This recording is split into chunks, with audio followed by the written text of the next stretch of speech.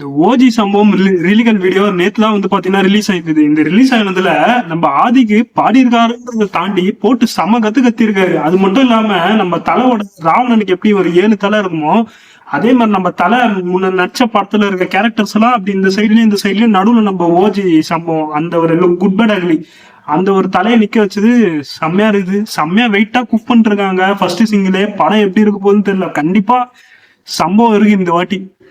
பாட்டிலே காமிச்சிட்டாங்க. படத்துல இன்னும் என்னென்னலாம் பண்ண போறாங்கன்னு தான் தெரியல.